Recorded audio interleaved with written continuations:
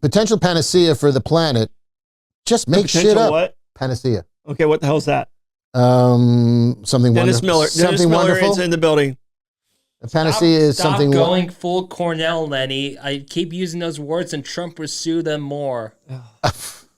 I don't know that they're going to capitulate. Maybe capitulate. Okay, I know capitulate. that one. Yeah. I know that one. Okay. Yeah. Because that happens in wrestling a lot when they and they get them down there and go, "Are you going to capitulate?" Which means say, "Uncle." Mm-hmm. I don't think they say, "Are you going to capitulate?" No. Okay. But panacea. Panacea. Okay, and it means what? It's like the wonder of the world. Panacea. It's just a panacea is something hopeful and out there. Let's see if I can't not. Blake, did you know that word? No. Okay, all right. I didn't want to be alone here. So, panacea. Mm-hmm. Okay. According to the dictionary, it's a remedy for all ills or difficulties. Okay. Which is what people think AI is. Well, basically it should be watching Bollox. Well, that would be helpful. Well, the people are learning things. We solve all the world's problems. We try. We do try. Yeah. We create more than we probably solve. Otherwise we'd not have no job security. Yeah. So panacea. Can you give us use the sentence again? People think that artificial intelligence is going to be the panacea that will save the world. The panacea that'll save the world. Got it. Okay. All right. However, AI just makes shit up. Well, so do people. Well, and that's the problem. Mm-hmm. It's like it's almost enticing me to go to Wikipedia and just change stuff because apparently you can on Wikipedia. Mm. You know, I mean, that's all. You have to have somebody else validate it. Okay, well then that saves me a lot of wasted time. Yeah. But it just came out a couple days ago that I think the government's AI is called Elsa.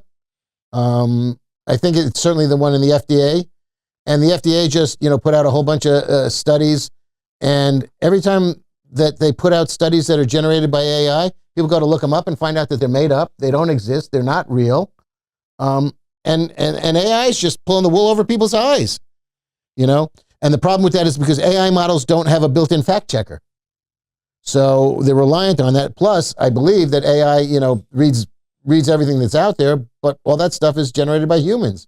So once it's, and I don't know if it's a multiplying effect that once you get one wrong item in it, that it kind of grows geometrically and that gives you another wrong item and another wrong item. I'm not sure if that's the case, but that's the problem is there's a lot of AI studies out there that don't exist and people are considering them legit. And that gets really sad. So I think I want royalty rights. Yeah. That's all I'm saying. I want royalty rights. So it's a little bit frightening because people are now starting to put more and more faith in artificial intelligence. Yeah, but AI is using the information that we're giving them as human beings, and we're flawed. Absolutely. So you can't expect something we made to be flawless. Right. So however, that's why we have mechanics. Right. And you know what? And there's a need for that in a different fashion. The president just came out with 3 AI-related executive orders, and it was interesting because he was very, very on point with one of them that they need to expand data centers. I think they're missing the boat on one of them, but it's increasing the training for and supporting the training of electricians and HVAC people, because there's a whole lot of wiring that goes into these data centers, and they need to keep them cool because these things generate so much heat. Yeah.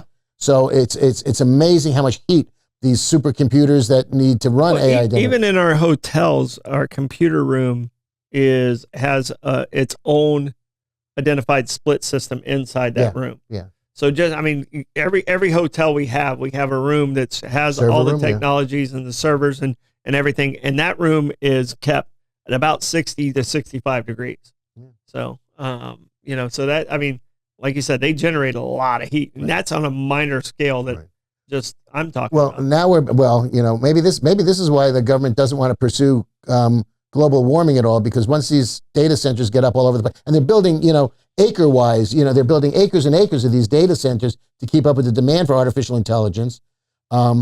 So you got to keep them cool, but, they probably give off a lot of heat. The issue with that is they also draw it's sort of like Bitcoin money. They draw a tremendous amount of energy. Mm-hmm. So you have to, Bitcoin draws energy. Bitcoin mining is the biggest. Bitcoin mining is the biggest energy draw on the planet right about now. Okay. I don't know if that's accurate, but it's pretty damn close.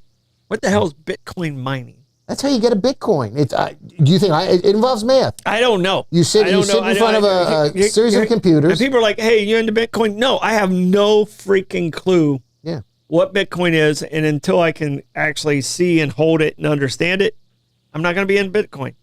So I know I sound like a curmudgeon saying that. No, it's the Emperor's New Clothes, man. Mm-hmm. There's no there. But what happened was this guy, Satoshi Nakamura, who may be a real person, maybe a Japanese person, maybe a woman, maybe some kid in his mother's basement. Was that his building in Die Hard? No, that was Nakatomi. Oh, Nakatomi. That was Nakatomi. Nakatomi, okay. No. As opposed to Sakatomi. Yeah, and Nakahoma. There you go. Oh, he's out now, is he? Yeah, is he back? No, he's not back. Okay. He's not back. Yet. There may be demand for him. Mm-hmm. But the way I understand it, and, don't quote me on this because I'm not positive how this works because it doesn't make sense to me, is that you go and you theoretically mine Bitcoin by solving mathematical equations, which then generate a piece of a Bitcoin, which then goes into some mythical wallet that if you lose, you're screwed and shit out of luck. Mm-hmm. And then that can be transferred into cash money at some point down the line. All right, but you got to but it takes a huge amount of computing power to solve these equations. Yeah, and I've heard a lot of people say, "Oh, I've made this much on Bitcoin," but I've never heard anybody retire. I hear about them, mm-hmm. and I read about them on the internet mm-hmm. and on the web. Okay. But I've never actually met anybody who's retired from Bitcoin. I know some people that have had some, but I don't know anyone who's sold any. Oh, a lot of people have, and a lot of people made a lot of money. I know, but who? Do you know him personally? I've got a friend who's made some good money on it. Yeah, that's what I'm saying. Like, if it's so popular, how come I don't? I mean, I know quite a few people. Okay, but I don't know a single person, that is that has told you, right? Yes, that is in my circle that has said, right? No, they've told me how much they're making. Okay, but they never sell the shit. Well, I don't understand the ghostness of Bitcoin, like NFTs or whatever the hell those are just even weirder. I don't get it. Yeah. I just don't get it. I mean, like I said, I think I'm a curmudgeon, but I mean, I know I'm a curmudgeon, but I just don't get it. The NFTs make no sense to me because you own a piece of a picture or you own a picture or something of that, and then you do it, but then people can still use the picture. Mm-hmm. So what's the exclusivity of it other than an ownership? But everybody else is looking at the same thing that you seem to own. It's nuts. But I had FOMO. Mm-hmm. I got myself a couple $1,000s worth of Bitcoin. Okay, I didn't know what I was doing, but you can buy it in your portfolio or wherever mm-hmm. wherever you're looking. And it went up, it went down, it went up, it went down. Hi. Like my sports betting? Yeah. Stock picking? Mm-hmm. Yeah. It went up, it was about 55,000 and I sold it. And I made a couple $100. Woo! Hey, it's now 118,000. Mm-hmm. I would have made a couple $100 more. I could if I kept it. And it was like 1/18,000th of a Bitcoin. Yeah. But I could have made some more money on the deal if I just sat on it. But I never do. I always sell at the wrong time and buy at the wrong time. Yeah. So if you need investing advice, once again, do the opposite. Yeah. I mean that's why I love real estate because there really is no bad time to buy. You got buyer's market, you got seller's market, but even in a seller's market, 9 times out of 10, your property still goes up. Right. And you know what? You don't lose it all. It's always there. Right. Yeah. They're not making more land. Yeah. First of all, it's always there. So, I mean, and that it's just always, I understood it better. So that's the way, I mean, I have my retirement plan, mm-hmm. which is, my pension, which is in, in stocks and stuff like that. But my pension's set. I get what I get. Right. So it doesn't matter if the stock market goes here or there. That's the number I'm getting. So right, which is good. Mm-hmm. As long as they can keep doing that, we're very happy with that. All right. So the hallucination. So it's bad information in, bad information out. Right. And that's. But then it compounds when when people are starting to rely, especially the federal government and the FDA that's using mm-hmm. this for vitamin accuracy and things of that nature, gets a little bit nervous when you're doing this for healthcare And when they come out with these studies, that people are going, oh, look at that study said this, and that study doesn't even exist. So, yeah, especially when the information's coming from the pharmaceutical companies.